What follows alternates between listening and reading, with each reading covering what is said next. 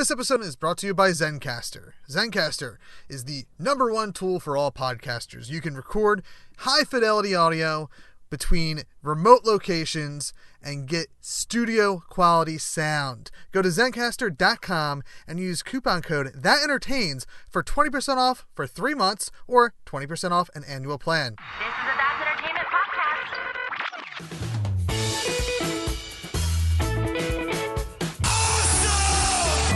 Awesome. Just tell people they're awesome and mean it. Awesome.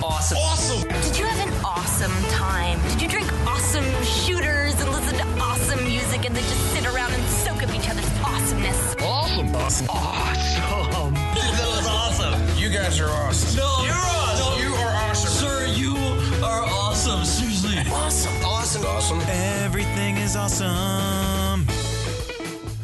Welcome to this week's edition of Everything is Awesome. I am your host, Kevin. This is the show where we sit down and talk to awesome people about awesome things.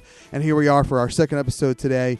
Like I said, this is part 2 of a conversation that I had with Mr. Ben Wallis from the All Ports Open podcast network, which includes shows like Pot of Love and No Avatars Allowed. And also he is the host of the Priest Pulse podcast. This is our Kickstarter portion of the show.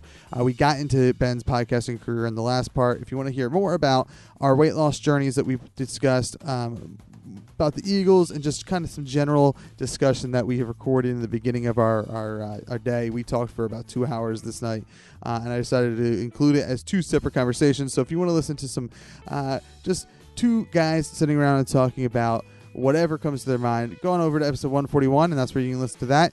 Here on episode 142, we continue our conversation about Ben's career in podcasting, specifically turning towards the Kickstarter that he is running with the All Ports Open Network for Tales and Tomes Season 1 about Tekumel.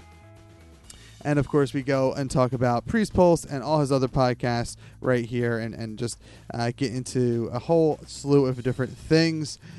Make sure you support us on patreon.com/entertains, word-of-mouth recommendations, and, of course, you can do 5-star rating and reviews on iTunes. And before we get to our conversation, just thank you so much for taking time out of your day to sit down and listen to us for the next hour. You could be doing anything, anywhere with your time, and you're spending it with Ben and I, and we do appreciate it. And hopefully you follow us on a weekly adventure, because I personally have a great time every week. So, as I said, we are going to hop into our conversation with Ben Wallis. It's continuing from last week, where we were talking about just whatever. This week we're talking about the Kickstarter. We're talking about Pot of Love, live podcasts, my love of the campaign podcast, and much, much more. Let's get right to it right here on awesomepodcast.com and thatentertains.com/network. So you have a Kickstarter that you are launching very soon. Yep. I think maybe a couple days before this airs. Well, it'll be actually, we had a little bit of it's going to end up being like the beginning of October when it ends up going live. That was Perfect. a little bit of a change. Then I'm okay. Yeah. Perfect. Then I will. Then I can delay this. Yeah, there you go. Exactly. That would be very appreciative. Yeah. So in the beginning of the year, in the beginning of 2018, like earlier in 2018, we launched the All Ports Open Network, which is, as I mentioned, Josh Wise of No Avatars Allowed, and it's Blaine Martin and myself launched the All Ports Open Network, and we wanted to launch this podcasting network. And sort of our theme around the network was always that the 3 of us are religious people. I mean, I'm a priest. Dr. Wise is a professor of theology, and Blaine, and we actually all lived at the time when we started. Or no, I guess not when we started the network, but we used to all live together in intentional community at the church where I'm the priest at, and we used to live together. And so we were like, we're gamers. Huge gamers. We love the gaming community, love tabletop community, and we're Christians. Like there's no one out there that we're aware of that's sort of like repping well, being people of faith in sort of the tabletop world in a way that we like. That's like our kind of person of faith. Like there's others out there who do it in ways that we don't so much like, and we thought, well, we're going to create a space that like where we feel like we could be comfortable, and we just wanted to create a bunch of podcasting content and do that stuff because we love doing it. So we launched a podcast network, All Ports Open, and we launched the flagship podcast PDB10, which I was a host on, and I'm not anymore. We relaunched No Avatars Allowed, brought No Avatars Allowed back, which was very exciting for us to do video games and theology, which I'm a co-host on.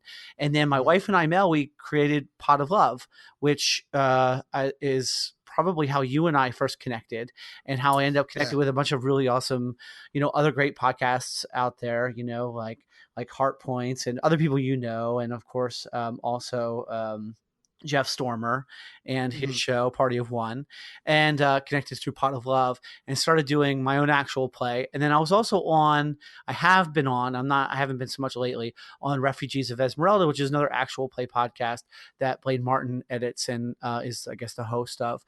And I've played in that show. So we started doing all that. And so through the course of doing that, I left the PDB10 podcast just because I was trying to take one more thing off my plate, which you can understand. And after they sort of reformatted the show a little bit after that, and they decided to do some episodes on gaming history, and they wanted to tell some stories that they didn't know that were on the periphery of their sort of gaming radar. And have you been a role player for a long time? Have you been a big gamer for a long time, Kevin? So I am I'm a casual gamer for sure, and even more casual when it comes to tabletop. Okay, I've been playing video games my whole life, and as a younger man and child, I was big into it back then, but way more casual now. And tabletop, I honestly, history with tabletop goes way back to maybe it was either maybe even elementary. No, not elementary school. It was either middle school or high school. Sure. Where someone, maybe a teacher, somebody wanted to start a D&D club, and me and my best friend Mike, who is a frequent co-host for Everything Is Awesome when we do live shows, or when I just need someone to sit down and talk to instead of doing it by myself. And him and I and a bunch of other guys, we went, and gals maybe, went to this classroom to play, but something happened where no one was taking it too seriously, which whatever that means when you're in high school or middle school even. So I honestly don't think I touched tabletop again until I was in my, at best, late 20s, but probably early 30s, with some D&D with Mike and a group of friends. And then also the first thing that I did, because that went south for me. I was only part of one session for that, and I had a negative experience where I was I'm done. Wow. And I didn't go back to their session with my best friend for at least a year, and we set up this gimmick where I played a character that was actually a bad guy, but I was being introduced as part of the team. Oh, I see. And it was this bait and switch thing, where my best friend, who was a DM, he handed me, he's you get 60 seconds with this map for the big dungeon that you guys have to be in. Memorize it, because that's all that the person who would have given it to you you would have had it for 60 seconds, and then you would have to throw it away or something for whatever reason. So and I don't even know if that finished, because we stopped playing because of life. I don't think that played out to where we wanted it to play out to, and ultimately after that first session, what's really fun is I instantly told him afterwards, I don't want to see any more of your notes, because I want to turn to a good guy. This happened to be I'm going to play out to where we need to, but I'm going to work the story where hopefully the team accepts me when they find out I'm an asshole. So let's see what happens. But Jeff Stormer's show, Party of One, was my first experience outside of D&D, playing Doctor Who.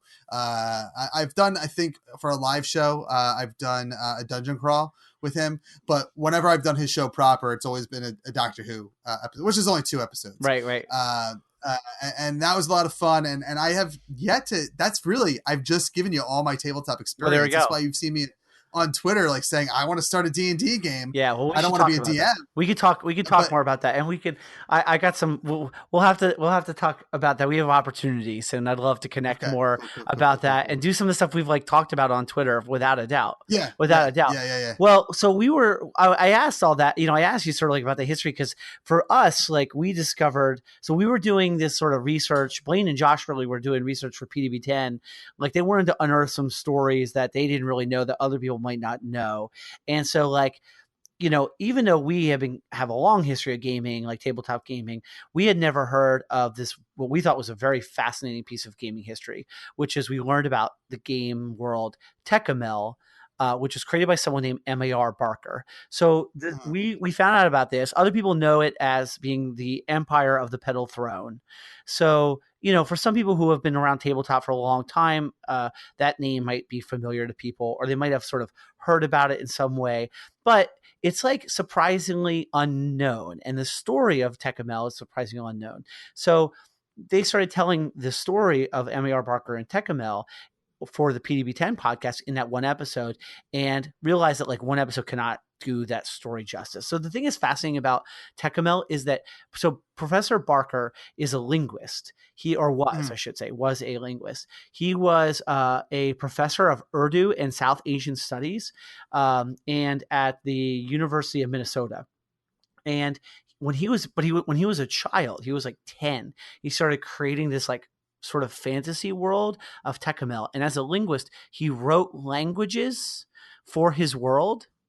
And if that sounds familiar at all, he's often called the like unknown Tolkien, because he basically created a world as rich and detailed, if not more, honestly, than Tolkien did.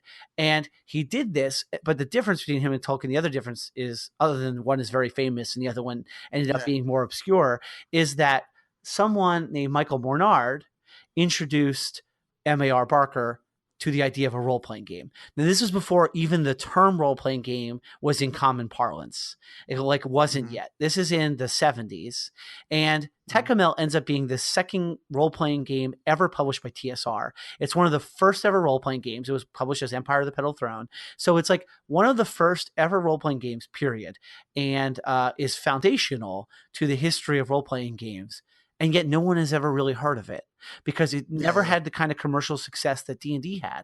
And M.A.R. Barker's just a fascinating person in a lot of ways. He's converted to Islam, and like he's this incredibly brilliant linguist. Like I said, they call him the Forgotten Tolkien, and he's just this really incredible. His story is like incredibly fascinating. The story of the world is incredibly fascinating that they created. The Gary Gygax said that he couldn't imagine a better role-playing setting being created ever in the future after this. It's just a really fascinating, and so it's been played ever since. It's been played since it was published by TSR in 75, and there is still stuff that has been and is being released for the game. And so we discovered this story and found it to be very interesting, and we're shocked that we had never heard of it, and that its story hasn't really, because D&D story has been told a lot. Like there's all kinds of books and stuff on the history of Dungeons and Dragons, but this story wasn't really told. And so we wanted to tell it in a way that had not been told before. We thought like, hey, we could make a long form, like high quality audio documentary and do it on Tekumel. So we wanted to do it at first. We had talked about doing it on, we wanted it to be season 1. Our Kickstarter is called Tales and Tomes. And if it's a success, it'll be season 1. And in the future, we could do other stories of other games, whether tabletop or not. We may even do some video games. We talked about doing video games. Okay.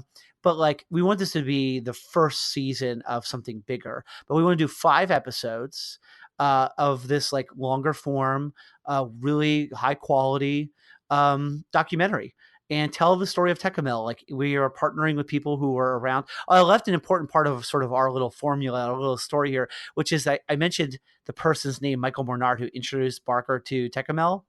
I actually happen to be really good friends with Michael Mornard. He and I went to seminary together, and his wife and I also went to seminary together. And like, so I knew him from the Episcopal world. And it was just like when I found out later he introduced Barker to Tekumel, and I had no idea he had a connection to that. I knew he had a connection to Gary. He played D&D with Gary Gygax and Dave Arneson, and like I knew that because he always told stories of it, and he ran D&D before for me. But like I had no idea he had this other connection. So I was actually talking to him on the phone before I talked to you tonight, and he says to me, "How the hell did you hear about Tekumel?" That was like the first thing he said to me.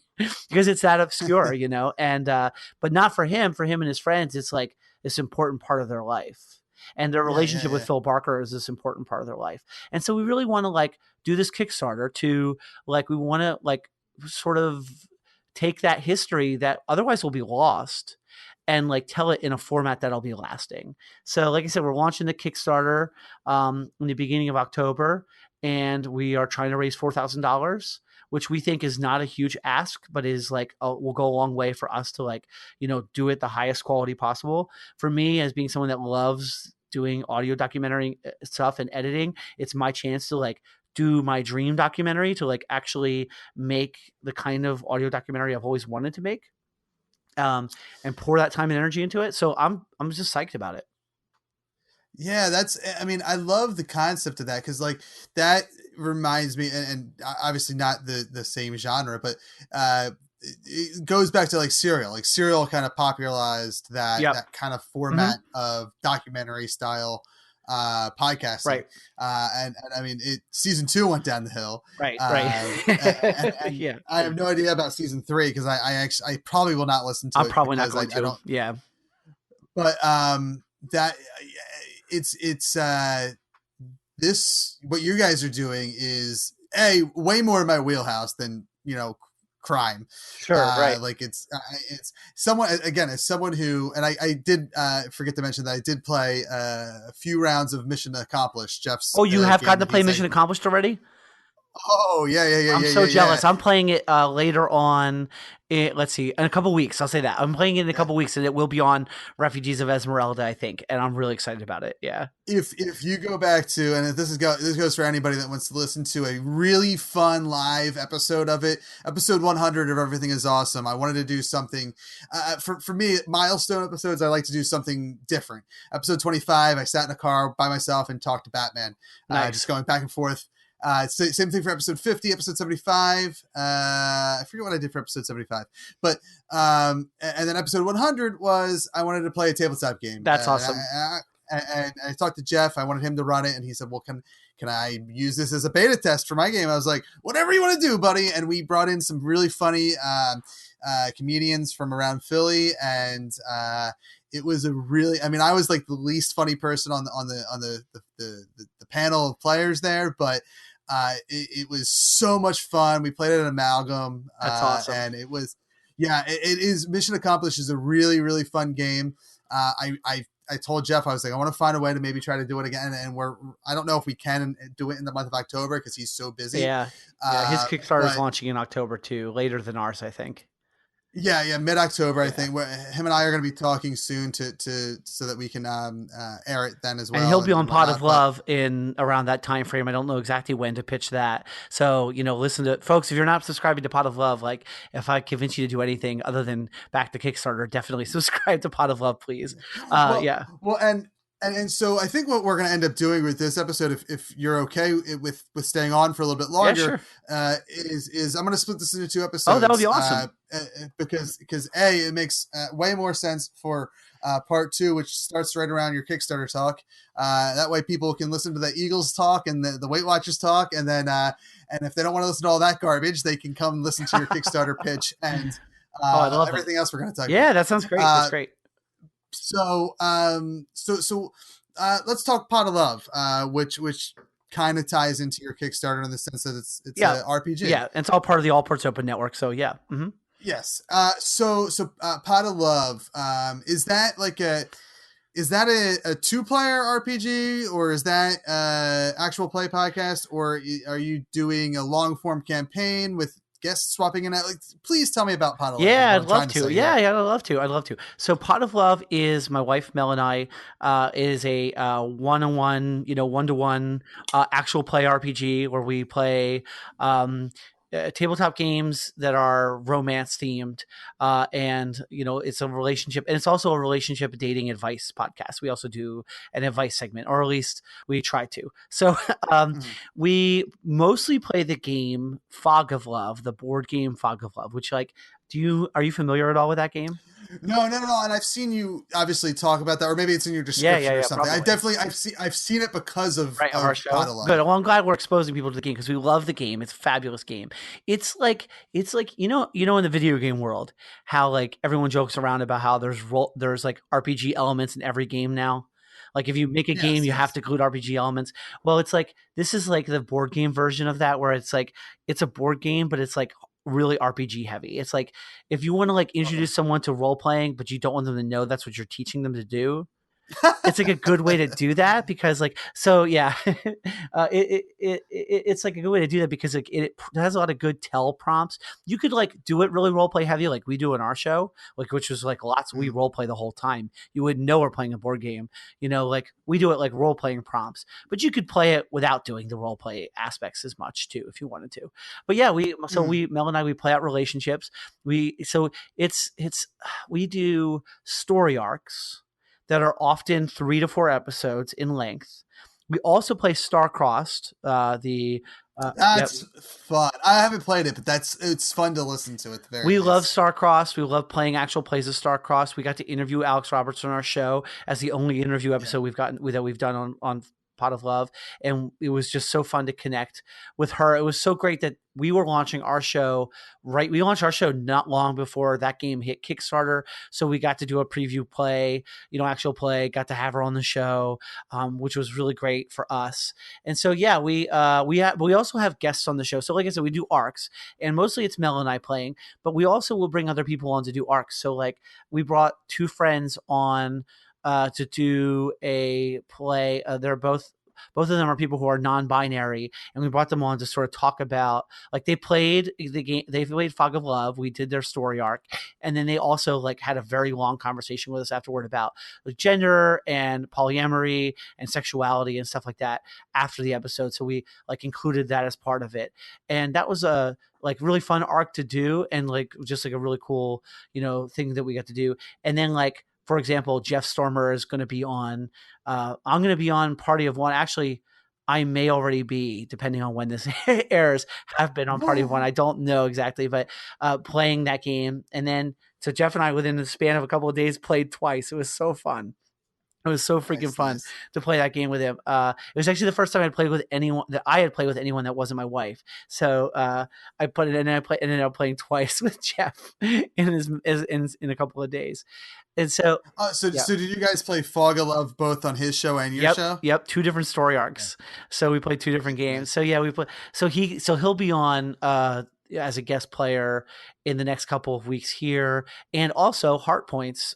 Zach and Diana are going to be on the show in the next couple of weeks. I don't know when that'll end up being going live, but they'll be on our show and they'll be playing. So like when we do that, what we do is we sort of do a peanut gallery where like, actually I sort of GM'd it when I did it previously, where like I had 2 other people come and play, and like they don't have to worry about the rules or how the game works because I'm sort of like managing the board and doing all that. But we try to be story heavy on Pot of Love, and we try to like I try to utilize music and sort of like heavy editing. It's a very heavily edited, my worst nightmare, actual play podcast. See, I love to do it. It's so fun for me to do it. I can't tell you, it's so satisfying every time I like take an episode from when we record it to like when I put it out.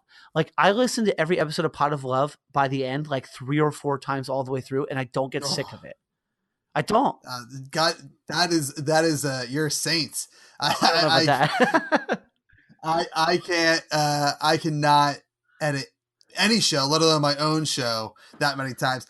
There's a lot of times where I'll have to listen to segments of like shows that are outside of mine several times because I'll get the in-show note of like, oh, Kev, play this song now. I'm like, God, gosh. And then I'll have to go and grab the song, and then I'll have to like play that segment 6 times to make sure it sounds good.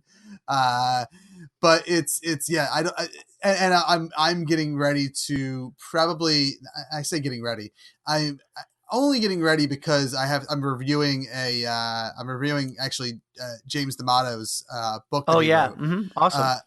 So I have the PDF of that, and I'm using that came at the right time of me doing this other, like, wanting to start this other project that's in the actual play world, but it's I think like nothing anyone has ever seen when it comes to at least actual play podcasting. And so I'm getting ready to do that, and I'm going to actually use James' book to help shape that world I'm creating and whatnot. I'm looking forward to almost all of it, but the editing, where I may have to include some cinematic stuff. Yeah, I love doing that stuff. And if I had any extra time, like in my life, I would offer myself to help you with the editing and do editing for that stuff because I love Well, doing thank it. you. But Yeah. unfortunately, like I'm stretched to the max, Yeah. and I already edit other people's podcasts as it is. So like, Yeah. I just love to do it. Like Oh, I just I adore it. understand. Like it's like it's for me. It's like it's what I live to. It's so good. It's so good for me. So I love doing it for Pot of Love, and I'm so proud of it. Like I don't know, I like it. You know what I mean? It's like one of those things where you make something, and you're proud of it, and you're like, this is great. I love Yeah. this thing I made. I don't know how anyone else feels about it. Maybe people don't like it like I do, but I love it. Like I made it and I'm proud of it. And that's how I feel about our episodes. Like I would encourage you to listen to now. By the time folks will be hearing this, like it won't be the newest episode, but we just launched an arc of Mel and I playing Fog of Love. And we launched it's sort of a spin off of our last story.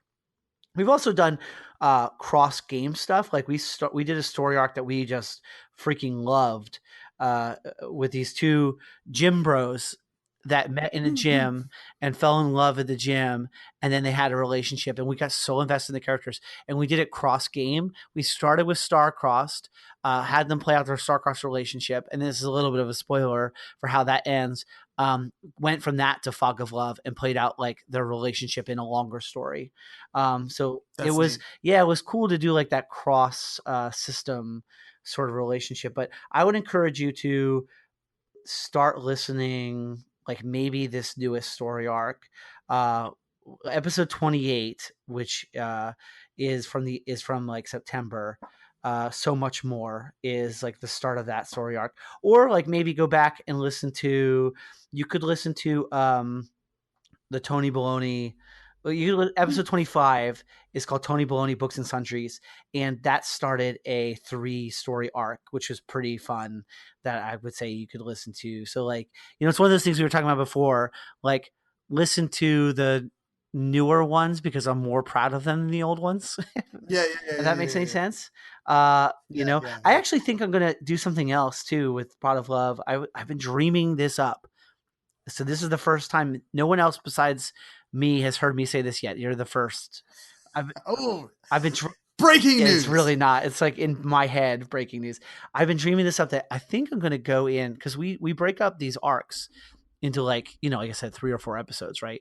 And so like the way our show is structured, you have a cold, what I call a cold open, which is not really what a cold open is, but I just don't know a better term for it than that. But it's like the first thing you hear when the show starts, which is either scripted or sometimes funny clips from the show that then we bring into the beginning. And then like you hear the theme song, then Mel and I talk for a little while, goofy banter, to introduce the episode, tell people to subscribe on iTunes, all that jazz. And then we have some more music, and then you have actual play, and then you have some more music, and then we do like our advice segment if we have advice segment to do, because we take emails. And email us, by the way, listeners, at potoflove@gmail.com, because we really would really like more questions, relationship, sex, dating, love, romance, whatever. potoflove@gmail.com. We do that segment, and then we sort of do the end, right? Well, what I want to do is I want to take our story arcs and like cut all that stuff out and do like a super cut of a bunch of our story arcs where you can like just listen to the story actual play for the arcs in like one giant super cut. That's neat. Yeah, that's a good idea. There's a world where there's like a strong market for that. Yeah, we'll see. I mean, I don't know if there's a strong market for any of the stuff that I do, honestly. I mean, and I definitely feel you there. And that's why, like, when I started Everything Is Awesome, I went down the path of saying I'm never going to really look at numbers, at least in a meaningful way. Meaning, like, I'm not going to live or die on how many downloads I get. And for the first probably 12 months, if not more, I never knew how many downloads we were getting show to show, month to month. You know, I just didn't look. I minimized that part of my dashboard in WordPress, and ignored my stats. And now I'll glance at it every now and then, but it's definitely not the most important thing to me anymore, because I've been on varying degrees of success, different shows where I've had, you know, thousands of people watching me do a show to 2 people watching me do a show or whatever. So, or listening to my show. So, and at the end of the day, as long as I'm creatively fulfilled, that's all I care about. I think, you know, I try to do a show that my audience hopefully enjoys. But at the end of the day, as long as I'm happy, I think my audience is happy I too. totally agree. And I think our first run at No Avatars Allowed was like a pretty big run, because like there was less, like you said, there was less people doing stuff like that back then. You know, like in 2008, 2009 or whatever, there was no one was doing video games and religion, like as a podcast. Like it was just, no one was doing it. So there was like, it was almost easier in some ways at that time, I think, for us to like have more notice, you know, have more visibility. Whereas now podcasting world is so crowded and the actual play world is flooded, which I think is a good thing. Like I'm not lamenting that by any means. I'm so glad the hobby is being talked about and played and advertised in the way that it is. Like, for a hot second, I was like, oh, I don't know, man. The actual play world has gotten so big. And then I'm like, I realized, no, that's good. Your hobby is popular. People are playing it. People like it. People like making these shows and listening to them. That's a good thing for everybody. So like, I realized how good that is. But yeah, No Avatars Allowed was sort of, you know, had a fairly big run when it was on. And I would say besides that, even though like in the Episcopal world, Priest Pulse is like a name that if you say it, people are like, oh, I know about that. Like, you know what I mean? Like, it's like I'm the most recognized in the Episcopal world that way. That's such a small world, the Episcopal Church. Yeah. And like Pot of Love is probably the show with the most potential of like reach of anything I've ever done. Like I've been so excited and happy with the way it's resonated with people reaching out and like telling us how much they enjoy the show, of like, you know, connections we've gotten to make with people. I mean, with people like you, but also people like in, you know, actual play world. And it's so cool that there's so many Philly actual play people. And Philadelphia, we've been saying is like the what do we say, like the epicenter of one-to-one actual play podcasts. Oh yeah, and totally. Yeah, you were gonna say, go ahead.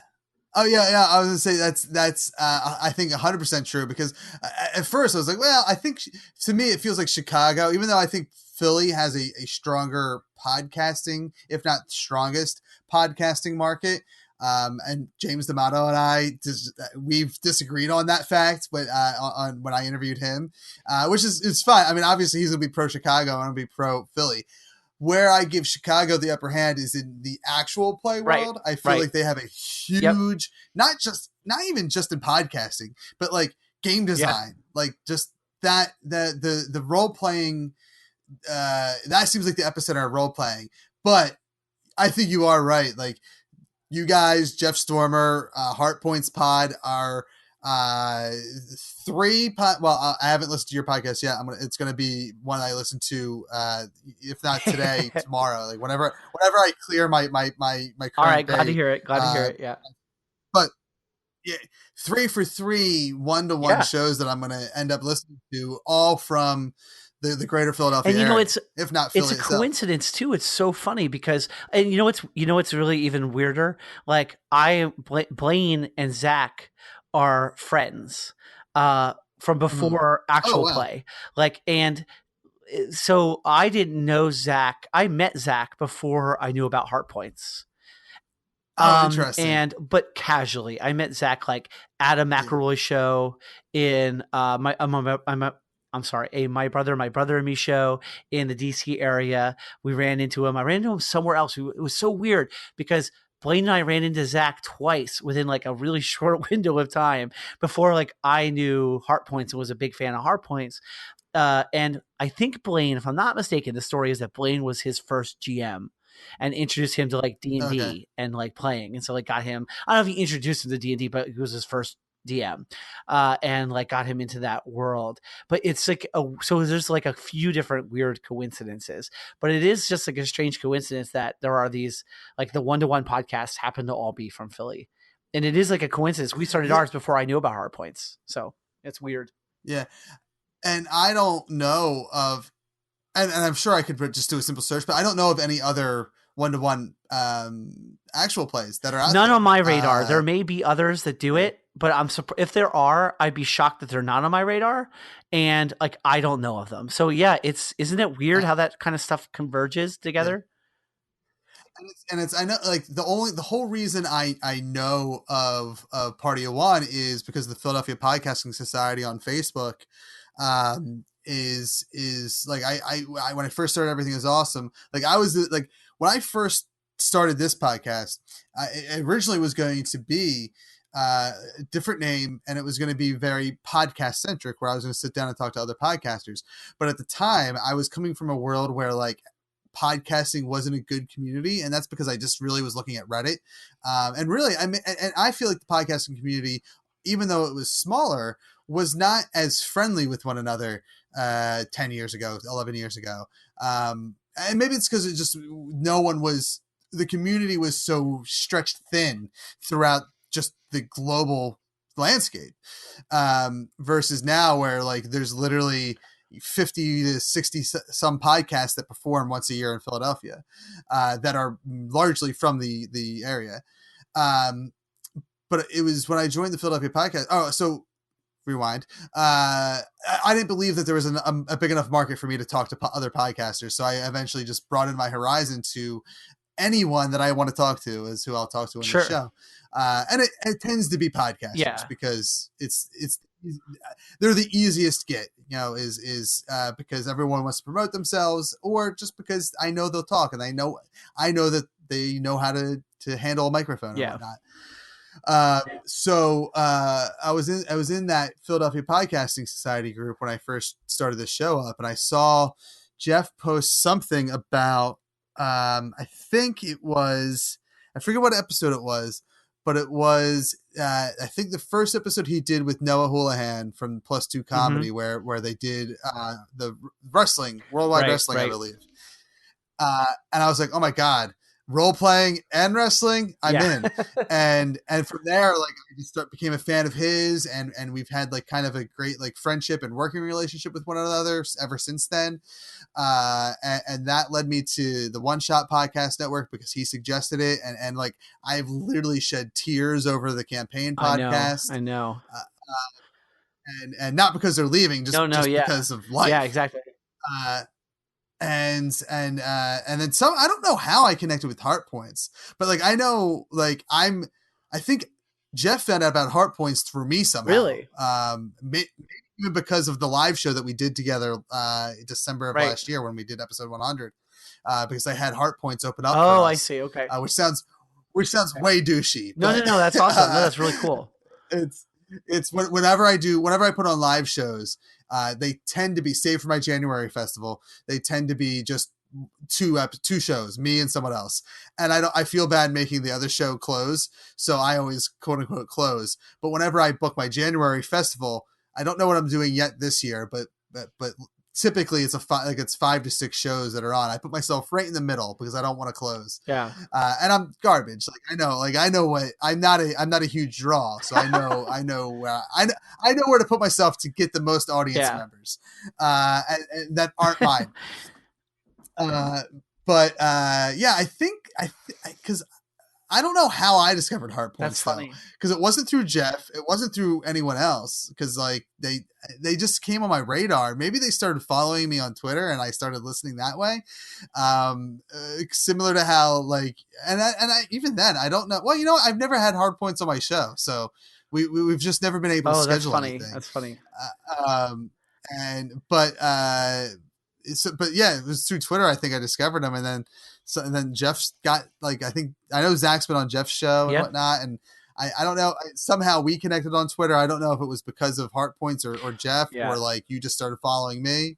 I forget actually how I ended up seeing you. It might have been through, I don't remember now, honestly, but I just started like you came in my radar. Everything was also came on my radar. You came on my radar when I was first launching Pot of Love. And then I started listening to your show, and I just love what you do. And like, the stuff that you do converges very nicely with, and honestly, it's a Philly thing too. Like truly, like the fact that you're a Philly area podcast, like is a huge part of I feel a desire to support other Philly podcasts. Oh, 100%. And I will, there's some Philly podcasts that I don't listen to, obviously, because you can't listen to them all. But I try to listen to as many Philly podcasts as I can, because I do want to support them, because, we're all in it together. And like I said before, I think Philadelphia has a strong podcasting community. And like my goal before I'm in the grave is to get live podcasting to be a legitimate source of entertainment in the greater Philadelphia area. I'm with you on that, buddy. Because you look at places like New York and LA and even Chicago, I know like they are pretty big markets for live podcasting. And obviously New York and LA probably have like bigger names to help that out. And even Chicago has some big names out there. When it comes to podcasting, Philly has a couple big names, but largely, like, you can't find a live podcast in this area unless it's a touring act coming through. And I don't think there's a reason that you can't walk down, Center City, Philadelphia, or Chinatown or something, and I'll go to Good Comedy and catch a show, or I'll go to Helium, or I'll go here, or I'll go to Podcasting Theater USA, or that I think should be a legitimate market that's just not offered yet. I couldn't agree more. And it's something that, obviously in the summer we have the large festival that I think is great, but that again I don't think it gets the crowd that it really should. It hasn't even been on my radar. I don't know how or why, but like I didn't know about it until this past summer. And I think I found out about it through you, actually. And I was like, how is there a Philly podcast festival? And I don't know about it, as someone that listens to a million podcasts, as someone who's been podcasting for as long as I have, as someone who's in the Philly area who makes a podcast. How do I not know about this? Like it blew my mind. And I was so upset that I didn't know and have not been a part of it for the last however many years, So we just did the 6th year, so we'll be going into the 7th year next year. I've known about it since the beginning because I refused to be. Not that they asked me, but I refused to participate the first year because the year before, me and my old podcasting buddy, my original producer and my co-host for the Stabcast. Well, I guess I was the co-host, but the guy who ran Stabcast that I was part of, I told him, I was like, you know what? They have this VidCon thing. I think VidCon the year before the first Philadelphia Podcast Festival, or maybe 2 years before that, something like that, was the first VidCon. And I was like, why not a PodCon? Like that should be something that and we could do it. We could be the first, man. And then my buddy Garrett who's part of I Like to Movie. He did a podcast called Trailer Trash with one of his friends, and they did a live show for the first Philadelphia Podcast Festival. And that's how I knew about it, but I refused to be part of it because I was like, fuck them. They stole my idea. They don't know who I am, but they stole it. And then he told me he had a bad experience with the first year. Like he said, there was just no one there. Like there was no, and I think you're going to see that, like having run large events, like you're going to run into a small audience if no one at all. And having run, like I've probably run double-digit live shows at this point now. If you include my convention appearances, yes, double-digit. But it's hard to get, especially a first year. It's hard to get an audience out. Yeah, sure.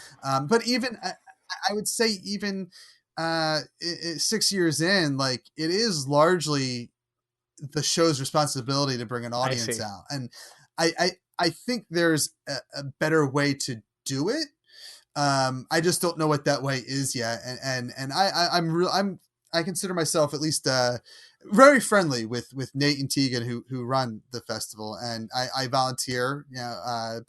First year I was just part of it, but the second and third year that I was involved, I volunteered at least a day of my time to help run things because the festival has gotten so large. It was my first year there was 30 shows, and that was the fourth festival. The fifth festival was 60 shows, and last year I think it was tapered down to about 50 shows.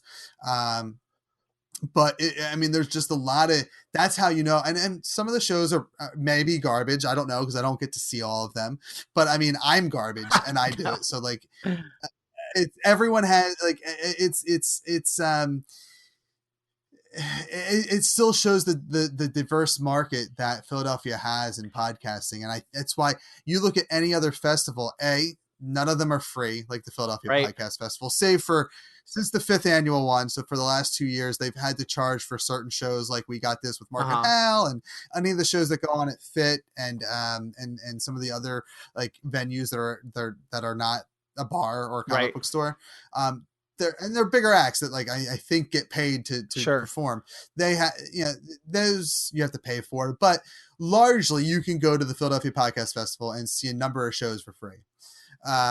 Whereas Chicago's festival, LA's festival, and New York's festival, you're paying money to go to a festival, and you're not getting the amount of shows that we offer in Philadelphia. And that's why I think Philadelphia is a large creative podcasting and beyond podcasting. It's just Philadelphia is a creative epicenter that doesn't get the credit that it deserves.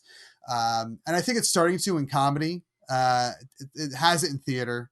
It's getting it in comedy, but it doesn't have it in podcasting. And that's like, again, like I said a couple minutes ago, I've said at least once or twice in other episodes of the show, like I want that to be more serious. And my 2019 goal is to produce a monthly showcase. And my co-host, my live show co-host, wants to do it in Bucks County, because he thinks we can pull a bigger audience since we're from Bucks County. Makes sense. But I don't know, because like I feel like Philly's the place to do it. You want to start in the city and then spread to the suburbs, maybe. But I don't know yet, because I also am I got 2 festivals that I'm going to be part of: the Philadelphia Podcast Festival, and then my festival that I'm in the process of figuring out now, that I run in January. And then I have all the cons that I want to perform at, which is going to be at least the Great Philadelphia Comic Con, Wizard World. And I want to try to perform at Keystone next year. I didn't get a chance to perform this year. And possibly PAX Unplugged, depending on what I get launched with my actual play stuff. So there's like, so that actually does limit me to about 6 months out of the year that I can run other shows if I keep myself to a monthly thing. So it's something that I'm still kicking around, but I do want to get to a point where at least once a month I'm running a monthly showcase, whether it's Everything is Awesome showcase, or I work with the Philadelphia Podcast Festival and we do a festival sanctioned showcase. That would be cool. That would be so cool. Have some sort of Philly show and maybe a national act. Yeah, that would be cool. I want to do more live podcasts. I've done a few, and I was giving you a hard time on Twitter, saying you got to include us in this actual play, like live show. Like you don't forget us. We super duper want to be included in that. So tell me about your live show experience. Where have you? So we haven't done it for Pot of Love yet, which I'd like to do. So that's still on the horizon for us. I'd love to do that. I've just done live shows with Priest Pulse. I've done like more than a few of them. I like doing live shows. It's always a good time. I've done them. I did them so believe it or not, the Virginia Theological Seminary has a bar on campus as part of, I know it's a seminary. Mm-hmm. People are like, wait, seminary is a bar? Yeah, seminary is a bar on campus. And I did a live show there. That was super fun. So I did it in a bar. I've done them at like what you would like. I'm trying to think of how to describe this to people not in the church world. We have like conferences, I guess is the way to say it. We have like conferences, and I've done live episodes at conferences before, and I've done them at like retreat things that people go to. So like I've done live episodes in the Episcopal world, in Priest Pulse world, and they're always a blast. But the most fun I ever had was doing that live episode at the bar at Virginia Seminary, with a bunch of seminarians, because like everyone's more relaxed. It's sort of like a comedy show. Everyone's having a good time. Although they didn't like I made fun. I sort of made some jokes on their behalf, like, or not, that's not the right way of phrasing it. I made some jokes sort of about the South and about Virginia versus General. I went to General Seminary in New York, and there's always this like rivalry. And I made some jokes about that did not land at all. And I was like, oh, there's not enough alcohol flowing in this bar yet for these jokes. It's just not landing. Yeah. My the biggest thing I learned at my first live show with Everything Is Awesome, which was for the 4th annual Philadelphia Podcast Festival in 2016, was that I am not a comedian and I cannot stand up and do a 20-minute monologue like Jimmy Fallon or like Conan O'Brien or something like that. Like I need to do 2-3 jokes and get out. And even if those 3 jokes don't land, like just get them done, get them out, and then sit down and talk. That's to your exactly what I co-host, did. because that's what I excel at talking. I don't excel at comedy. Though I do plan on, like, I actually just picked up I picked up several books in the last few weeks that I need to sit down and read. But like I picked up Truth in Comedy, which is a improv book written by I forget their names, but they founded the Chicago IO. The IO, not Second City, the other one. It was called something else. Maybe it was called Improv Olympics when they first started, and that's why it's IO. But it's like it's one of the big Chicago improv theaters. Yeah, I'm familiar. Yep. And like the guy, like everyone you've seen, at least, you know, from when we were kids, that you've seen come through Saturday Night Live, trained there and trained under these 2 people. So I got that book to like dip my toes into improv. And once I figure out, like, cause I need to go back to like actual school and get a degree, so that I can like back up, like, that I know what I'm doing at my job, my day job. Once I figure out what I'm doing with that, I want to start taking improv classes at either Fit or Good Comedy or Comedy Sports. There's like there's 3 schools in Philly that you can go to that are good. Yeah. So I want to try to do that to help me be a better podcaster, or at least a better live performer, because I can definitely use help in live performance for podcasting. But I have it so much fun doing it. And listen, what is my job? Every single Sunday, I get up in front of a bunch of people and I, do that kind of, and so I do, even though I have social anxiety, I do. Yeah. And even though I have I have general anxiety and panic disorder. So like anxiety is like a part of my life, but even with the anxiety element, like I feed off the energy of a room very much so. And I just freaking enjoy it so much. I love doing live episodes in last season I did a bunch of live episodes of Priest Pulse. And I'd like to do more, but I'd love for a Pot of Love to do live episodes. Like it's something we really want to do. Whether we probably couldn't play Fog of Love live. No, I don't think that would work. No. I think we could do a live. I don't know. I'd have to think about it. I haven't thought about that actually.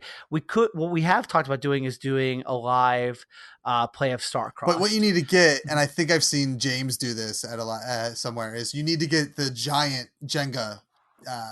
Yes, exactly. And that, that's a great idea. Yeah, it's not original. I'm pretty sure I saw a picture of James at Gen Con playing giant Jenga, and I assume that was for Starcrossed.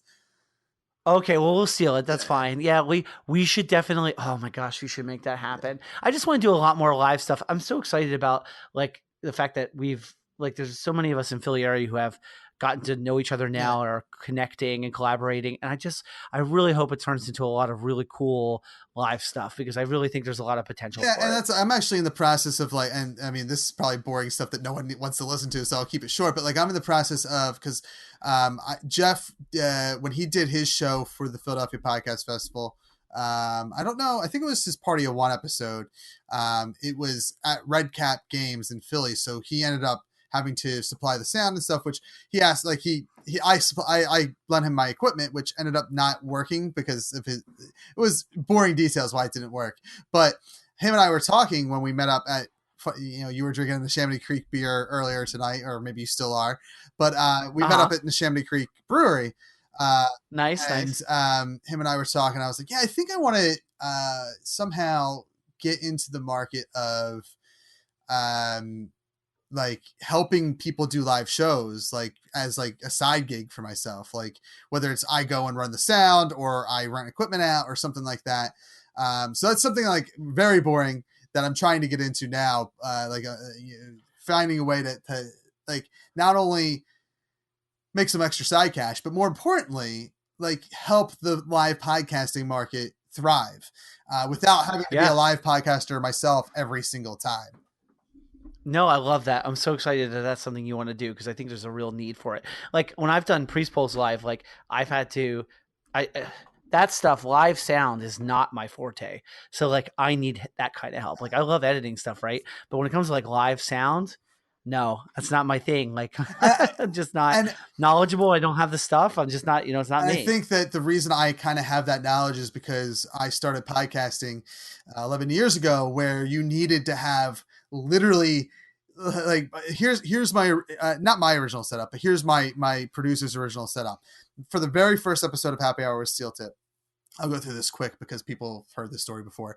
I was in Maine for work. My co-host was in Levittown because that's where he lived, and my producer was in Philadelphia. So again, doing remote podcasting before it was a thing. All going through Google Hangouts or something, because I don't think Skype was a thing in 2007, or if it was no one really used it that often. So we were using, I think it wasn't even Google Hangouts. It was Google Chat or something, Gchat, whatever it was before Hangouts. And so I was on a computer. My co-host was on a computer. My producer was on a computer, all going into a mixer. Well, so he also had a computer to receive my co-host, a computer to receive me, going into a mixer, his computer going into a mixer. He had another phone, like a radio phone going into the mixer, a computer for that. He had a computer for the soundboard and a computer to record everything. So I lost count. There was like 17 computers involved. Wow. There was a lot. There's probably legitimately 6 to 7 computers involved to make this podcast happen. But because of that, there was a giant mixer involved, and I did kind of like how when you first started podcasting, you just showed up, right? And talked and whatnot. That's all I did. I showed up and talked. Doing Creepcast forced me to learn how to podcast. So I got a mixer. I learned how to do all that garbage and whatnot. And because I have all that equipment, the only thing I needed, what was really neat when I first put on my first live show outside of the festival. Well, my first one outside of the festival was at Burset Sound, which they supplied everything for me. But after that, my first one after that was also a festival that I put on. So they supplied all that for me. So my fourth live show was a show that I put on by myself. And I had Doom Thugs, another Delco podcast. Nice. And they came out to do the opener for us and whatnot, but I had to run everything. And the only thing I needed to buy for that show was like $100 speaker, basically. I had all the other equipment I had because I've been podcasting for 11 years and I've had microphones, I have cables and whatnot. So it's, I don't want to say it's easy because you still have to like record it. You have to make sure that the sound is clean in the recorder. Right. So it's not like it's easy, but like it's definitely something that I've just bored everyone with. So, well, if people are, I don't know, maybe people like to hear this stuff. I don't know. Maybe it's only us. Maybe it's only us who do podcasts that like this stuff. I like to listen to this stuff, but I also make the sausage, so I like to hear how the sausage is made. So I don't know. But I'm definitely trying. I honestly I would love for October to do. So this month, I guess when this is airing, I would love to do a live show that was actual play centric, because I spent a lot of time this year doing live shows that were, and in fact, I think every live show I did in 2018 was either my late night format or it was at a convention doing a round table kind of discussion. So I haven't had a chance to play a live actual play in 2018. I think the last one I did was episode 100 in December with Jeff. So I'd love to and just to help promote Mission Impossible. Mission Accomplished. Mission Impossible is a movie that you should go see totally, because Fallout was great. But Mission Accomplished is a game you should definitely back on Kickstarter. Without doubt. Probably in about 2 weeks, and you'll hear me and Jeff talk about that in about 2 weeks. Very exciting. But for now, you can back Ben's. Tales and Tomes, which we'll have links for in the show notes, and my pre-intro and outro. We'll talk about it as well. Cool. But yeah, no, we'll definitely have to try to put together like an actual play event, even if it's like I don't want to say a 1-day festival, even if it's a longer event, because I'd love to have you guys there. I'd love to have Heart Points and whether it's technically Party of One or Everything is Awesome with Party of One to do Mission Accomplished. That would be a fun little day of podcasting. It would be awesome. And you should check out Refugees of Esmeralda too, which is the other actual play on our network, because that podcast is doing some really cool things. It's like a world building podcast. So like it uses different games to like flesh out the world. So it uses like a variety of different role-playing games to like build one world out. And it's pretty cool. It's definitely worth checking out if you like actual play stuff. Yeah. I'll tell you what, it was and even though none of the actual plays I listened to, except for, I guess, One Shot to a degree, but definitely Campaign, obviously, has the feel of like the podcast that I would love to do one day. And that's Campaign. Like, that show, at its heart, is just pure comedy, and it's just pure silly nonsense.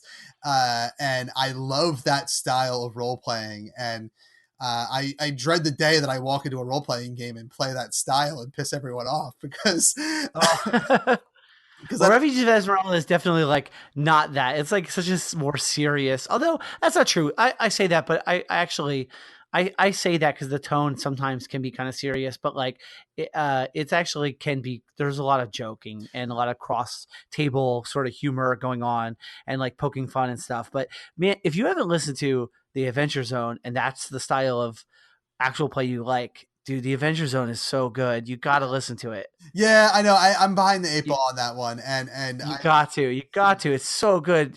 It'll make you laugh hysterically because it's so silly and absurd and ridiculous all the time, and then it'll make you freaking cry, like weep, and like that's why it's so good. And Campaign is really good. Also, like it really is. It's really good. And what I like about Campaign is not necessarily the fact that they can have all those silly jokes and whatnot, but it's a show that, and maybe it's just the way it's edited, but it seems like they are basically role playing for the entire hour. Like they're basically in character for at least 95% of that entire episode. And that you don't, and that has nothing to go against any of the other shows that I listen to that are actual play. One Shot, Party of One, Heart Points. I think that's Shattered. Oh God, I'm sorry, Hefe from the other Everything is Awesome podcast. Shuffle Quest is one, and Shattered Worlds I think is Jeff's. The other Jeff from the other Everything is Awesome. All these other shows that I listen to, they are a mix of being in character and a mix of not being in character, which is. Honestly, like that's how I've played. That's how I play. So maybe the way Campaign is edited to edit out all the non role playing stuff or most of it. But that's the fact that it's always kind of in character and always like the role play is always on is what draws me to that. And it doesn't hurt that it's Star Wars and that it's just a really funny and sometimes emotional story. Right. Yeah, I've actually with Pot of Love, I've gotten to the point where I like to edit out. Like we have our intro and our outro, as I said, but like I have kind of tried to crop. Well, no, we'll do character creation, which obviously that has to be out of character, right? Like there's no way around that. But I've kind of tried to like crop down so that as much of the play is in character stuff as possible. And I'll pick and choose when I leave the out of character stuff in, if it's like for a purpose. Maybe I think that someone needs to hear like a game mechanic thing, or maybe like I want someone to hear a joke that's made out of character and I want to leave that in because I think you're right. Like there's something compelling about like having as much of that in character stuff as possible. we have an upcoming Refugees of Esmeralda storyline that I'm not a part of at all, but is going to be really sort of, focused in that way that you're describing.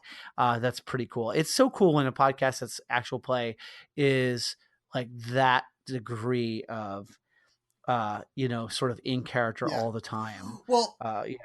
and I think campaign has the benefit of being a campaign. Of course. Yeah. So there's not like I don't know. I guess they did their character creation technically on one shot, but there's minimum, like you have to do character creation once and then you're in it to win it. Exactly. At that point.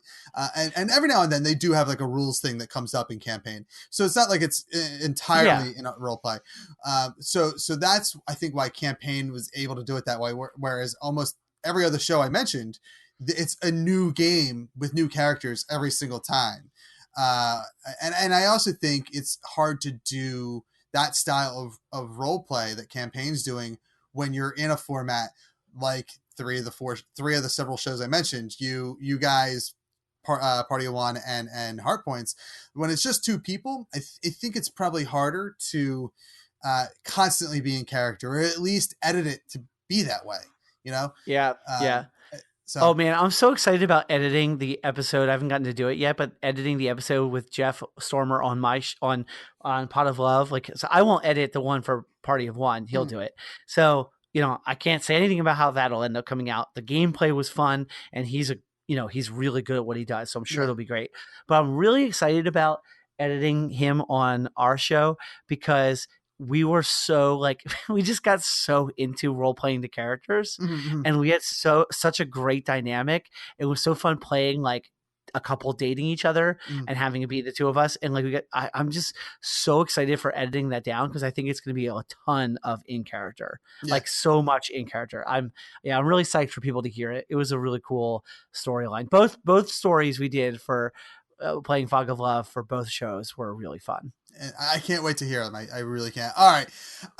So we've I think we've gotten 2 full episodes out of this. So yeah, I know, right? So before we let you go, Ben, please shout out all your plugs that you have for all the things you're doing.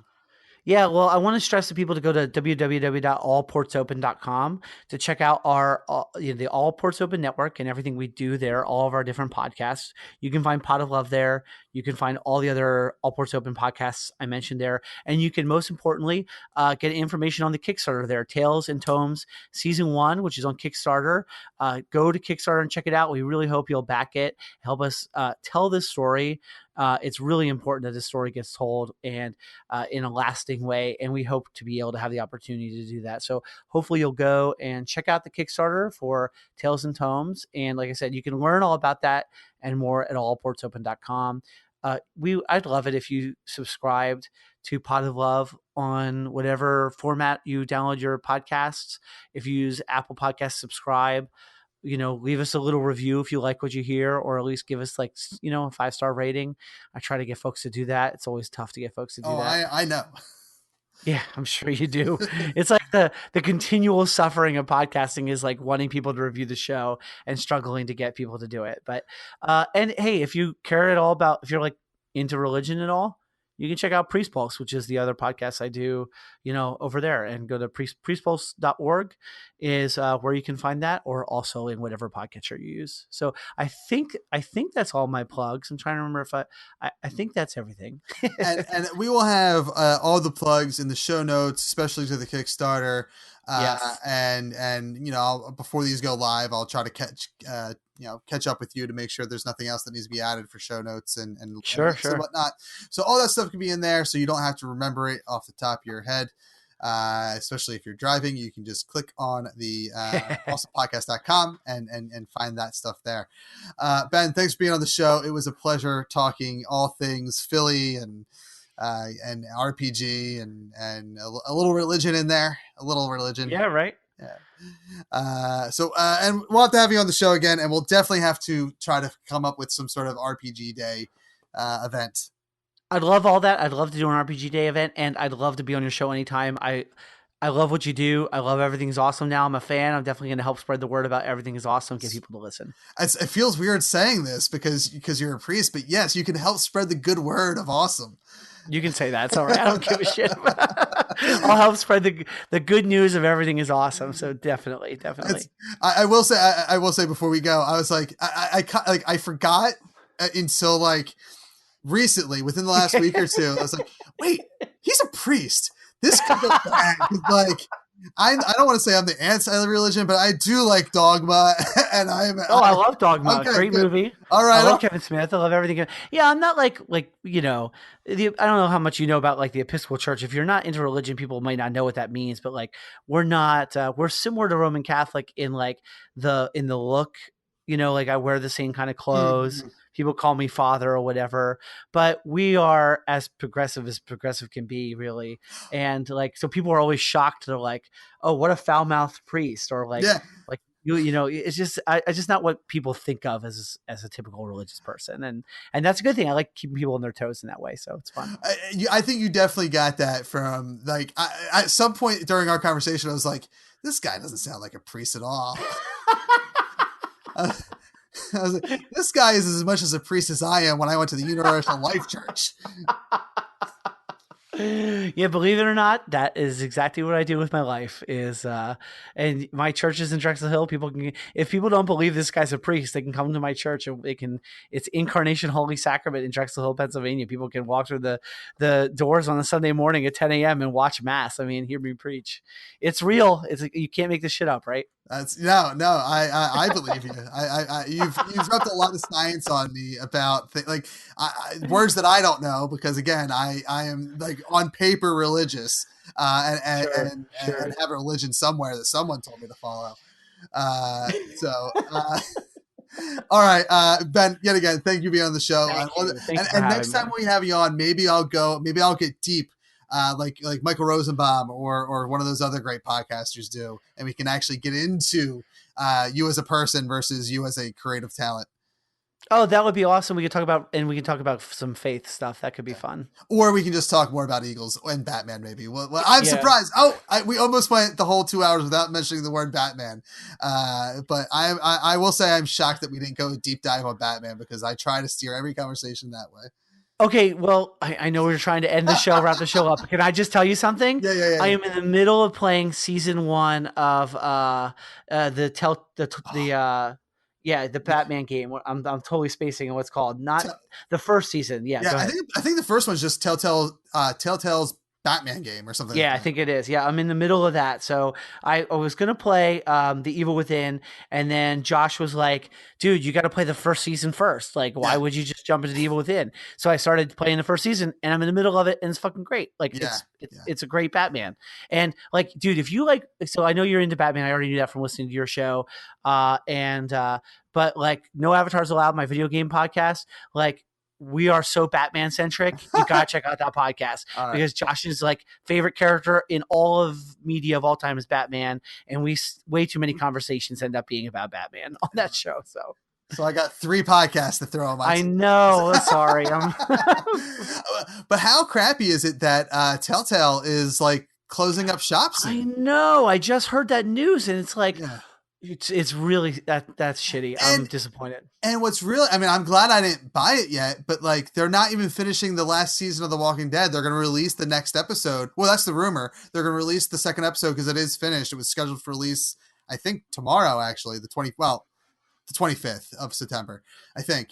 But the rumor is that they're focusing only on the Minecraft game that they're doing, and then it's done. Then the company's over.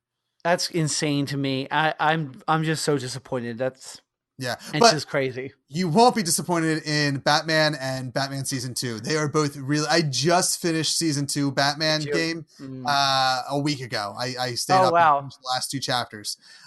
And oh my! I think I sent a couple tweets out. So sorry for the spoilers if you saw them. I didn't actually see them, so that's good. Or if I did, I ignored them.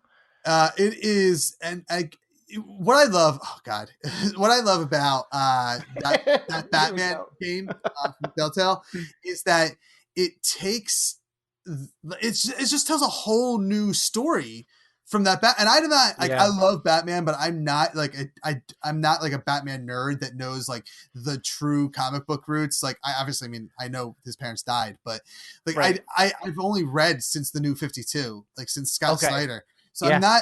I'm not a deep dive on Batman like a lot of people are. I've loved Batman since '89's Batman. So that's like my Batman history is the movies and like recent comics. The origin story that they're telling in season 1 and that gets kind of continued into season 2, like this Batman and Bruce, not even Bruce, but like the Wayne family you get from this Telltale game is amazing. Yeah, I'm really into it too, and it's definitely unique to Telltale. Like that's I asked Josh that because I'm the same way. I'm a big Batman fan who's not like a huge comic. Like I read some of the New 52 storylines with Batman, and tried to get back into him then in comic form. I couldn't get myself to just keep reading comics. I always fall off. I say I'm going to, and I just always fall off. But like, other than that though, like I like Batman a lot as a character. Of course, all the other, media that Batman's in. But I asked Josh, I said, like, is this Telltale specific? Like, is this their take on Batman? And he said, oh, yes, totally. Yeah. This take on Batman is theirs. And it's cool. Yeah, I'm not even that far into it. And I'm already super into it. I'm really digging what they're doing. Yeah, I won't say anything specific because I don't want to spoil it for you. But, like, the one character, the way, and I only know this character from a certain piece of media, what they do with this character, which is so goddamn vague, but what they do with this character and how they flip it from everything you know about this character, which for me was very little. I love it. Like it's when you're done season 1, we'll have at least on Twitter we can talk about it or something. I have an idea for who this might be you're talking about, and I'm really excited to see what they do with that character if that's the one. So who do you think it is? I won't say yes or no. I think it might be the Penguin, but don't answer. No, I will answer because me saying no doesn't spoil it at all. Okay, because that character is really interesting, and I think it is. It didn't get me as excited because the Penguin is to me a well-known character. Okay, I see. So it's okay. So it's someone. Well, now I'm really excited to see. Yeah. I'm excited. I think the character is well-known enough, but it's just the Penguin. So me answering it right away it was in poor taste. I'm sorry, but that's okay. The Penguin, me saying no also doesn't spoil anything because the Penguin's character is super interesting, but it is not the character. I think as soon as they reveal who this character is, that's a bad. Oh no. Yeah, as soon as something happens with this character, because I think if what episode are you on, episode 1 or 2? I finished 2. So you should have been introduced to the character by now. I think you're introduced to the character like almost right away, at least in episode 1. Okay. And so it's a character that like you've known since the beginning. And once they reveal something with this character, as soon as they reveal it, you're going to say, this is what Kev's talking about. I know. Oh, that's exciting. And it might be an episode 5 thing. I'm not sure, but okay. I'm excited to get there then. I can't wait. Yeah, it is. And maybe not. Maybe it's an episode 3. Maybe it is an early reveal. I forget. But yeah, what they do with Batman, with the Wayne family, with Bruce himself, and all, even like, yes, and the Penguin and all these other secondary characters to Batman, like what they do with all these characters is amazing. And oh my God, again, I'm not going to go into any more detail because I don't want to spoil season 2 for you, but the way they end season 2 is so goddamn heartbreaking. Like I can't believe.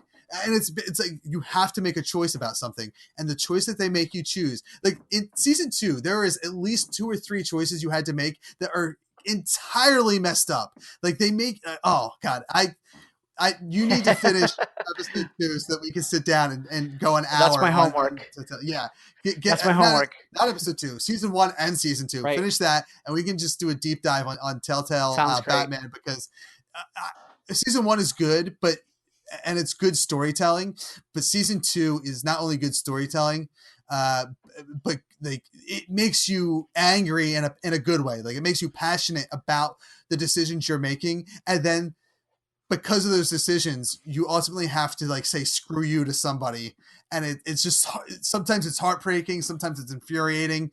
Oh my god, it's so good. I kind of want to go back and play season 1 and 2 again, but I think I'm going to do a replay of The Walking Dead in honor of Telltale's closure.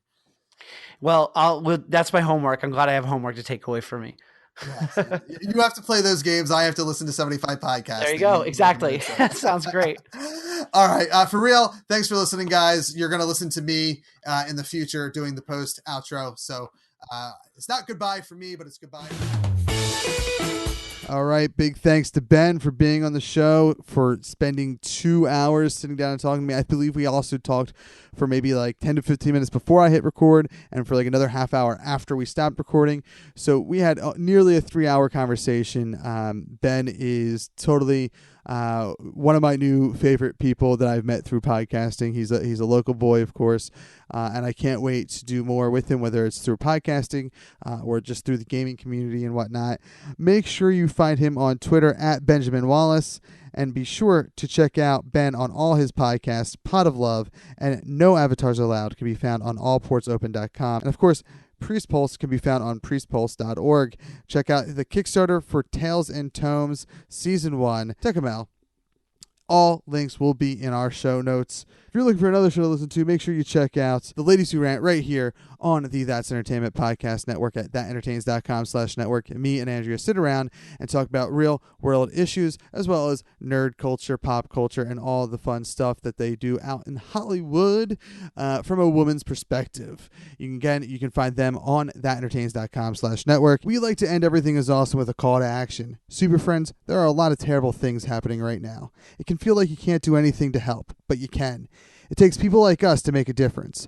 One of the easiest and most effective ways to action is to call your representatives about issues that are important to you. Once again, we're going to be harping on this for the rest of the month, and we've been doing it for weeks now. November is coming up. November is right around the corner. We are just over a month away from the big election day. If you are one of these people that are seeking change, this is the time to do it, but you have to make sure you are registered to vote.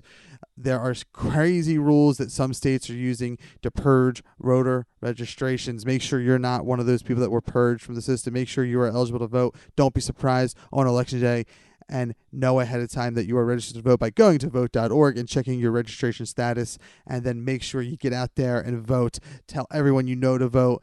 Make your voice heard this election day. When I call my reps, I use a site called 5calls.org. That's the number 5calls.org. There, you'll find issue summaries for issues that are important to you, contact information for your representatives, and a script to read while you're on the phone to make sure your message gets across. Calling is quick, easy, and is one of the most effective ways to have your voice heard. Thank you to all of our supporters on patreon.com/thatentertains. Without their support, we wouldn't be able to bring this episode to you. If you want to support us in a non-monetary way, word-of-mouth recommendations and 5-star rating reviews on iTunes are the best way to spread the good word of awesome. You can find us on Facebook.com and Twitter at RealAwesomePod or at Awesome Podcast on Instagram. And we're available on awesomepodcast.com and thatentertains.com/network. Get news about Everything Is Awesome from our website, social media accounts, and also on my personal Twitter at ThatNerdyKev. If you're interested in ad rates, live appearances, help with your podcast, or have a question or comment, email us at awesome@crudeHumorstudios.com. Everything Is Awesome is a production of That's Entertainment Podcast Network in association with Crude Humor Studios. Crude Humor Studios is a Philadelphia-based production company specializing in audio, video, and live performances. You can find more info at crudehumorstudios.com. Thanks for listening, super friends. We've been awesome. That's Entertainment Podcast Network. Entertainment and culture. Artist-owned, fan-supported.